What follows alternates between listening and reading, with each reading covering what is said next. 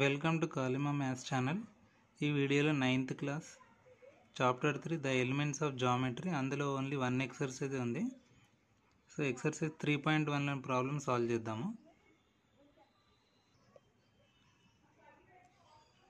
So Euclid అనే scientist 300 BCలో ఈ జామెట్రీని ఇన్వెంట్ చేశాడు.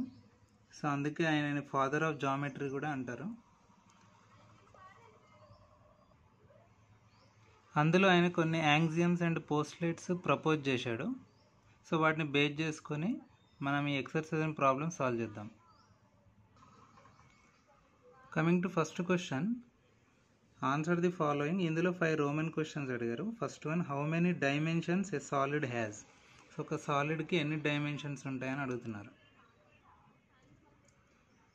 ఒక సాలిడ్, ఫర్ ఎగ్జాంపుల్ ఇక్కడ నేను ఒక క్యూబ్ తీసుకున్నాను. సో సాలిడ్కి జనరల్గా 3 డైమెన్షన్స్ ఉంటాయి. అంటే మనం సాలిడ్ని 3 డిఫరెంట్ వేస్ నుంచి అబ్జర్వ్ చేయొచ్చు. Front view, next side view, అలాగే టాప్ వ్యూ. సో దీన్ని బేస్ చేసుకొని మనం ఇక్కడ దీన్ని హైట్ అంటాము, హెచ్, తర్వాత లెంత్, అలాగే width or breadth. So length, height, width, these are the 3 dimensions of a solid. Second question, how many books are there in Euclid's Elements? So Euclid total ఎన్ని books publish చేశారంటే 13 books. So ఈ geometry కాన్సెప్ట్స్ని total 13 బుక్స్లో, అంటే వాటి title వచ్చి Euclid's elements, వాటి ద్వారా geometry గురించి ఎక్స్ప్లెయిన్ చేశారు. Now coming to third one, write the number of faces of a cube and cuboid. So ఒక క్యూబ్ కానీ క్యూబాయిడ్ కానీ ఎన్ని ఫేసెస్ ఉంటాయి అంటారు. సో అంటే మనం ఎన్ని డైరెక్షన్స్లో దాన్ని అబ్జర్వ్ చేయొచ్చు. సో ఫస్ట్ వన్ వచ్చేసి ఫ్రంట్ వ్యూ, అంటే ఎదురుగా మనం చూసేది. సో తర్వాత back view. So back side నుంచి ఒకవేళ దాన్ని అబ్జర్వ్ చేస్తే దాన్ని బ్యాక్ వ్యూ అంటారు. నెక్స్ట్ టాప్ వ్యూ, అంటే పైనుంచి మనం అబ్జర్వ్ చేస్తే. అలాగే బాటమ్ వ్యూ, అంటే కింది నుంచి, ఈ బాటమ్ నుంచి. ఆ తర్వాత left side view, left hand side నుంచి మనం అబ్జర్వ్ చేసే వ్యూ. అలాగే ఫైనల్గా రైట్ సైడ్ వ్యూ, ఈ వైపు నుంచి మనం అబ్జర్వ్ చేసే రైట్ హ్యాండ్ సైడ్, కుడి వైపు నుంచి. సో టోటల్ మనకు క్యూబ్కి కానీ క్యూబాయిడ్కి కానీ 6 ఫేసెస్ ఉంటాయి. Coming to fourth one, what is some of interior angles of a triangle? ఒక ట్రయాంగిల్ లోపల ఉన్న ఇంటీరియర్ యాంగిల్, 3 ఇంటీరియర్ యాంగిల్స్ ఉంటాయి. సో వాటి యొక్క సమ్ ఎంత అని అడుగుతున్నారు. సో ఒక ట్రయాంగిల్ తీసుకుంటే ట్రయాంగిల్ ఏబిసి. సో వీటి యొక్క ఇంటీరియర్ యాంగిల్స్, ఇన్నర్ యాంగిల్స్ యొక్క సమ్ ఎంత అని అడుగుతున్నారు. So for example angle A, angle B plus angle C, వీటి యొక్క సమ్ వచ్చేసి 180 degrees ఉంటుంది. Next coming to fifth one, right 3 undefined terms of geometry.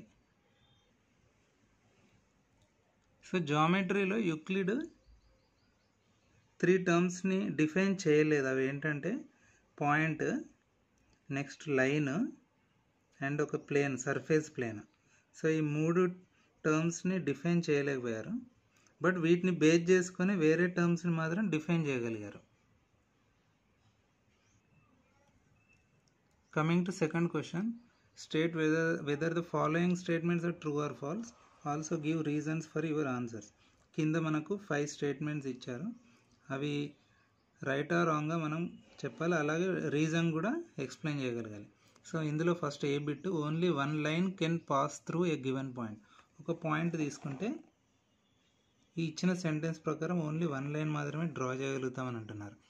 But యాక్చువల్గా మనం infinity number of lines draw చేయొచ్చు ఈ విధంగా. సో ఇచ్చిన స్టేట్మెంట్ అనేది ఫాల్స్ అవుతుంది. Next coming to second one, all right angles are equal. So for example ఏదైనా triangle తీసుకుంటే, సో దీన్ని రైట్ యాంగిల్ అంటాము. ఇది ఎగ్జాక్ట్లీ 90 degrees ఉంటుంది. సో మీరు ఏ ట్రయాంగిల్ తీసుకున్నా కూడా all the right angles are equal, 90 degrees మాత్రమే ఉంటుంది ఎగ్జాక్ట్లీ. సో ఇదే పాయింట్ని యూక్లిడ్ పోస్ట్లేట్ 4లో కూడా డిఫైన్ చేశారు. All right angles are equal to one another అని. Next question C bit. Circles with same radii are equal. ఏదైనా సర్కిల్ తీసుకుంటే దాని యొక్క రేడియస్, ఫర్ ఎగ్జాంపుల్ ఇక్కడ నేను రేడియస్ 1 సెంటీమీటర్ తీసుకుంటున్నాను. ఇలాగే మిగతా సర్కిల్స్, సిమిలర్ సర్కిల్స్ డ్రా చేస్తే వాటి యొక్క రేడియస్ కూడా 1 సెంటీమీటర్ ఉంటుంది. దాన్ని బట్టి మనం circles with same radii are equal. So ఇచ్చిన సెంటెన్స్ అనేది ఇక్కడ ట్రూ. సో బి బిట్ కూడా true. Next coming to D bit. A line segment can be extended on its both sides endlessly to get a straight line. So this sentence is also true. అంటే ఇక్కడ మనము ఒక line తీసుకున్నాము. So this is a line ACB. So జనరల్గా line segment అంటే 2 end points ఉంటాయి. For example AB. So this is line segment. Line సెగ్మెంట్కి end points ఉంటాయి. అంటే అక్కడి వరకే మనం ఆ లెంత్ అనేది స్టాప్ చేసి క్యాలిక్యులేట్ చేయాలి. బట్ ఈ లైన్ అనేది ఎక్స్టెండ్ చేయొచ్చు. అంటే ఇప్పుడు ఈ లైన్ సెగ్మెంట్ని మనం ఎక్స్టెండ్ చేయొచ్చు. ఫర్ ఎగ్జాంపుల్ నేను ఇటువైపు ఎక్స్టెండ్ చేస్తున్నా, అలా ఇటువైపు ఇంత డిస్టెన్స్ ఎక్స్టెండ్ చేస్తున్నా. సో ఒక లైన్ సెగ్మెంట్ని మనం ఎక్స్టెండ్ చేస్తే అది లైన్గా ఫామ్ అవుతుంది. పైన ఇచ్చింది లైన్ అనమాట, ఇది లైన్. సో అందువల్ల ఇచ్చిన స్టేట్మెంట్ అనేది ట్రూ. నెక్స్ట్ కమింగ్ టు ఈ bit. From the figure AB greater than AC. So ఇక్కడ పైన ఇచ్చిన ఫిగర్లో line AB greater than AC అంటున్నారు. మీరు ఇక్కడ అబ్జర్వ్ చేస్తే line AB equal to sum of AC plus CB. So ఈ రెండు మనం యాడ్ చేస్తే మనకు ఏబీకి ఈక్వల్. సో అటువంటిప్పుడు ఏబి అనేది గ్రేటర్ దాన్ ఏసీ ఉంటుంది. కాబట్టి ఇచ్చిన స్టేట్మెంట్ కూడా true. For example AC 1 centimetre తీసుకోండి, సిబి కూడా 1 సెంటీమీటర్ అనుకోండి. అప్పుడు ఏబి వచ్చేసి 1 సెంటీమీటర్ ప్లస్ 1 సెంటీమీటర్ 2 సెంటీమీటర్స్ అవుతుంది. So that's why AB greater than AC. Coming to third question. In the figure given below show that length AH greater than sum of AB plus BC plus CD. So ఇక్కడ మనకు ఒక line ఇచ్చారు. అందులో length of AH, ఏ నుంచి H వరకు ఉండే distance greater than sum of AB plus BC plus CD అని అంటున్నారు. సో దీన్ని కూడా యూక్లిడ్స్ డిఫైన్ చేశారు పోస్ట్లేట్ రూపంలో. ఇక్కడ యూక్లిడ్స్ యాంగ్జియంలో ఇచ్చారు, the whole is always greater than the parts. So ఈ సెంటెన్స్ బేస్ చేసుకుని అంటే ఒక టోటల్ లెంత్ అనేది greater than sum of individual parts అనమాట. ఫర్ ఎగ్జాంపుల్ ఇచ్చిన ఫిగర్లో ఏ నుంచి బికి 1 సెంటీమీటర్ అనుకోండి. సో అదేవిధంగా B to C 1 centimetre, C to D 1 centimetre, D to E 1 centimetre, E to F 1 centimetre, F to G 1 centimetre, G to H కూడా 1 centimetre. So ఇక్కడ మనం ఈ లెంత్స్ సబ్స్టిట్యూట్ చేస్తే ఏహెచ్, ఏ నుంచి హెచ్ వరకు 1 + 1 + 1 + 1 + 1 + 1 + 1. So total 7 centimetres వచ్చింది. So it is greater than AB. AB length 1 centimetre, BC కూడా 1 centimetre, CD కూడా 1. So 1 + 1 + 1 3 centimetres. సో ఈ విధంగా మనం ప్రూవ్ చేసి 7 centimetres greater than 3 centimetres. Now coming to fourth question. If a point Q lies between 2 points P and R such that PQ equal to QR, prove that PQ equal to half of PR. అంటే 2 points P and Q మధ్యలో exactly మిడిల్లో Q అనే point ఉందనుకోండి. So అప్పుడు ఇచ్చిన question ప్రకారం PQ equal to half into PR అని చెప్తున్నా. అంటే ఫర్ ఎగ్జాంపుల్ నేను PQ 1 సెంటీమీటర్ ఆర్ 3 సెంటీమీటర్స్ తీసుకున్నాను. అలాగే Q నుంచి R కూడా ఇంకొక 3 సెంటీమీటర్స్ డిస్టెన్స్ ఉంది. సో అటువంటిప్పుడు that means PQ exactly equal to QR. అలాగే P నుంచి Rకి డిస్టెన్స్ ఎంత ఉంటుంది? It is the sum of PQ and QR. PQ plus QR. So that means 3 plus 3, 6 centimeters. So ఇక్కడ మనం PQ ఈక్వల్ టు QR కాబట్టి నేను PR equal to suppose QR ప్లేస్లో నేను ఈ PQని సబ్స్టిట్యూట్ చేస్తున్నా. అప్పుడు PQ ప్లస్ PQ అవుతుంది. So that is 2 into PQ. So ఈ 2ని మనం లెఫ్ట్ హ్యాండ్ సైడ్ ట్రాన్స్ఫర్ చేస్తే 1/2 అవుతుంది. So therefore PQ equal to 1/2 into PR. So ఈ విధంగా మనం ప్రూవ్ చేయాలి. Coming to 5th question, draw an equilateral triangle whose sides are 5.2 centimetres each. అంటే ఒక ఈక్విలేటరల్ ట్రయాంగిల్ అంటే ఆల్ ద సైడ్స్ ఈక్వల్గా ఉంటాయి. ఇక్కడ ఇచ్చిన క్వశ్చన్ ప్రకారం 5.2 సెంటీమీటర్, దాన్ని మనం డ్రా చేయమంటున్నారు. సో ఇక్కడ మనం ఫస్ట్ ఒక సైడ్ డ్రా చేయాలి ఎగ్జాక్ట్లీ 5.2 సెంటీమీటర్స్ ఉండే విధంగా.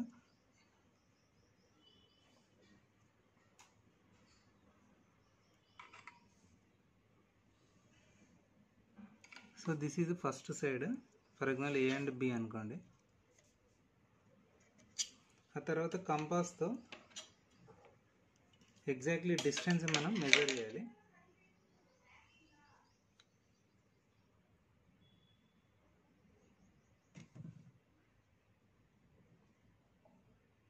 సో ఈ కంపాస్తో ఎగ్జాక్ట్లీ మనం 5.2 సెంటీమీటర్స్ తీసుకొని ఇక్కడ బోత్ సైడ్స్ నుంచి మనం ఆర్క్స్ డ్రా చేస్తున్నాము. పాయింట్ A అలాగే పాయింట్ B నుంచి. అవి రెండు ఎక్కడైతే మీట్ అవుతాయో అక్కడికి మనం బోత్ సైడ్స్ నుంచి జాయిన్ చేయాలి మిగతా 2 sides of a triangle. So ఈ ఎగ్జాక్ట్లీ ఈ పాయింట్కి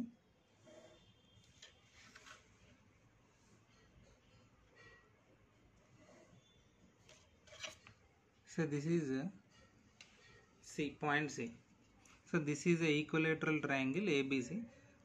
ఫర్ ఎగ్జాంపుల్ మీరు చెక్ చేసుకోవచ్చు, ఇక్కడ నుంచి ఇక్కడ కూడా 5.2 సెంటీమీటర్స్ ఉంటుంది.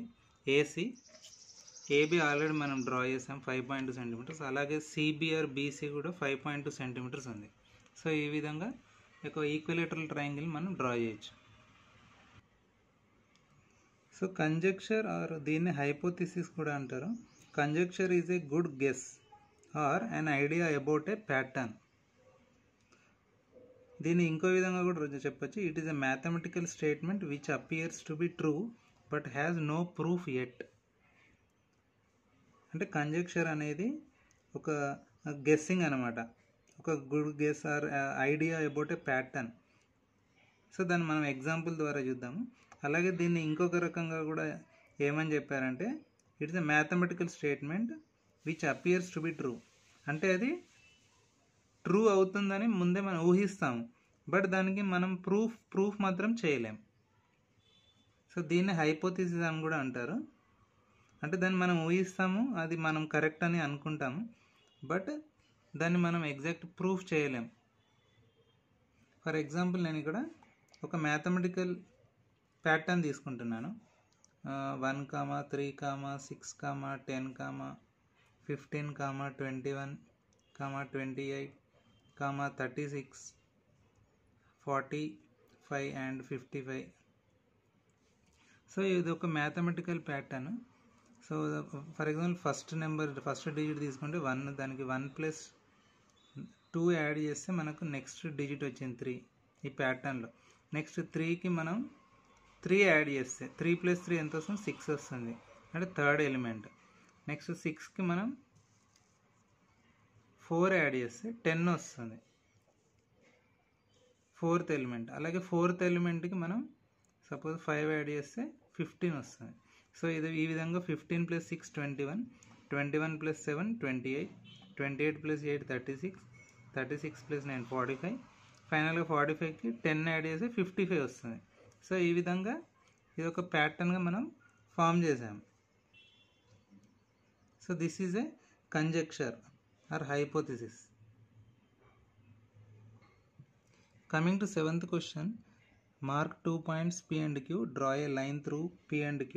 Now how many lines which are parallel to PQ can you draw?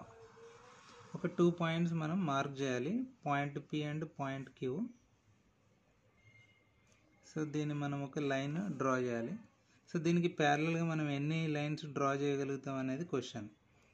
So answer వచ్చేసి మీరు అబ్జర్వ్ చేస్తే ఇన్ఫినిటీ నెంబర్ ఆఫ్ లైన్స్ మనం డ్రా చేయగలుగుతాం in between points P and Q అనమాట. సో ఆన్సర్ వచ్చేసి infinite. Next coming to 8th question. In the adjacent figure, a line N falls on lines L and M such that the sum of the interior angles 1 and 2 is less than 180 degrees. Then what can you say about lines L and M? ఇక్కడ మనకు ఒక పక్కన ఫిగర్లో ఇచ్చారు statement క్వశ్చన్కి. A line N falls on lines L and M. మీరు ఇక్కడ observe చేస్తే this is line L, this is line M. So వీటిపైన ఒక లైన్ N అనేది ఫాల్ అయింది. ఏ విధంగా అంటే such that the sum of the interior angles 1 and 2 less than 180. So జనరల్గా మ్యాక్సిమం ఇంటీరియర్ యాంగిల్ వచ్చేసి 90 degrees ఉంటుంది. బట్ మీరు ఇక్కడ అబ్జర్వ్ చేసి డిస్టెన్స్ అనేది ఈ ఏరియాలో తక్కువగా ఉంది in between lines and L and ఎమ్. అదే ఇక్కడ మీరు అబ్జర్వ్ చేస్తే distance between lines L and M is very high. So maximum మనకి ఇక్కడ 90 degrees ఎక్స్పెక్ట్ చేయొచ్చు. అంటే each angle for example angle 1 వచ్చేసి ఇక్కడ 90 degrees ఉండొచ్చు. బట్ ఇక్కడ ఏమైందంటే ఈ డిస్టెన్స్ అనేది ఈ లైన్కి ఎల్ అండ్ ఎంకి తగ్గింది కాబట్టి వీటి యొక్క సమ్ అనేది అంటే 90 + 90 180, యాంగిల్ 1 + యాంగిల్ 2. బట్ ఇక్కడ డిస్టెన్స్ అనేది తక్కువగా ఉంది కాబట్టి వీటి యొక్క సమ్ అనేది ఖచ్చితంగా లెస్ దాన్ 180 degrees ఉంటుంది. ఫర్ ఎగ్జాంపుల్ ఇది 70 degrees ఉండొచ్చు, ఇది 50 degrees ఉండొచ్చు. So 70 + 50 130 degrees. సో ఆ విధంగా యాంగిల్ 1 + యాంగిల్ 2 అనేది వాటి యొక్క సమ్ మనం యాడ్ చేస్తే లెస్ దాన్ 180 degrees వస్తుంది. సో దీన్నే మనం సెంటెన్స్ రూపంలో రాస్తే lines L and M intersecting line N. So ఈ లైన్ ఎన్ని అవి రెండు ఇంటర్సెక్ట్ చేస్తున్నాయి such that sum of interior angles between lines L and M less than 180 degrees.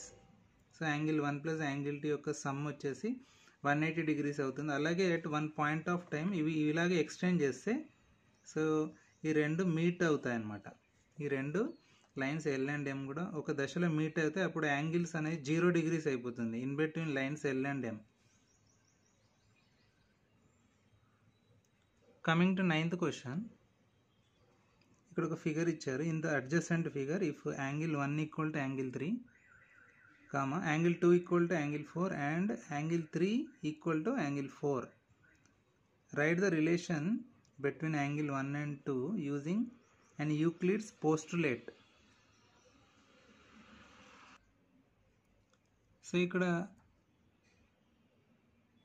Euclid ఒక యాంగ్జియం ప్రపోజ్ చేశారు. దాని ప్రకారం ఏంటంటే things which are equal to the same things are equal to one another.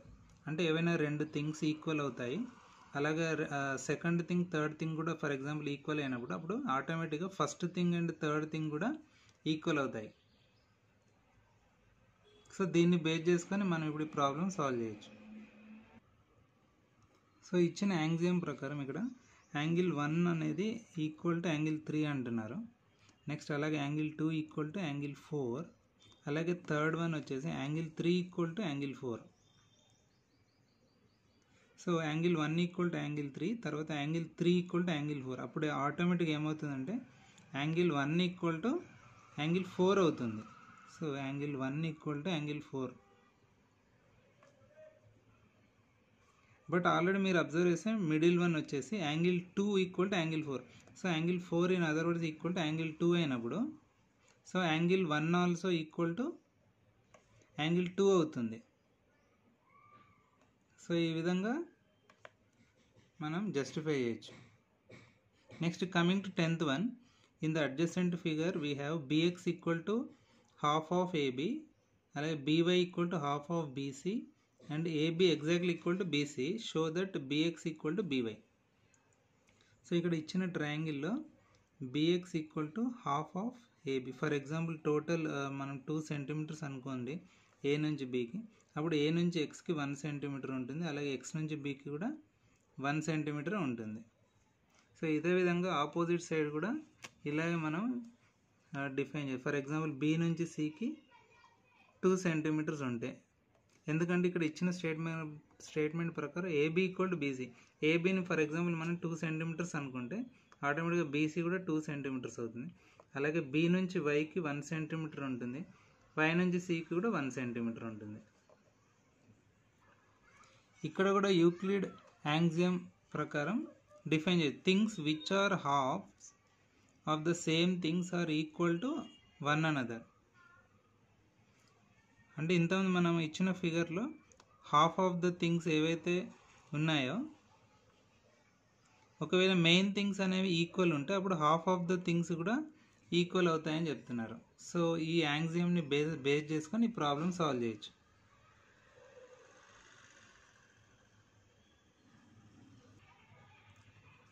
So ఇచ్చిన యాంగ్జియంని base చేసుకొని మనం ఏమని రాయొచ్చు అంటే AB equal to AX plus XB అని రాయొచ్చు. AB equal to AX plus XB. Next ఇక్కడ ఇచ్చిన క్వశ్చన్ ప్రకారం AX equal to BX. So AX 1 centimetre ఉంటే ఎక్స్బి ఆర్ బిఎక్స్ కూడా ఎగ్జాక్ట్లీ 1 సెంటీమీటర్ ఉంటుంది. అంటే మనం ఇక్కడ సబ్స్టిట్యూట్ చేయొచ్చు ఈ మెయిన్ ఈక్వేషన్లో. So therefore we can write AB equal to AX, ఇక్కడ ఎక్స్బిని మనం ఏఎక్స్ అని సబ్స్టిట్యూట్ చేస్తున్నాం. So AX plus AX that is ఏమవుతుంది 2 ఇంటూ ఏఎక్స్ అవుతుంది. సో అలాగే BX equal to, so that is AX equal to ఈ 2ని మనం లెఫ్ట్ హ్యాండ్ సైడ్ ట్రాన్స్ఫర్ చేస్తే 1/2 అవుతుంది. So 1/2 into AX AB. So that means AX మనం ఇచ్చిన ఎగ్జాంపుల్ ఇది 1 సెంటీమీటర్ అవుతే ఇది 2 సెంటీమీటర్స్ డివైడెడ్ బై 2 క్యాన్సిల్ అయితే 1 సెంటీమీటర్ అవుతుంది.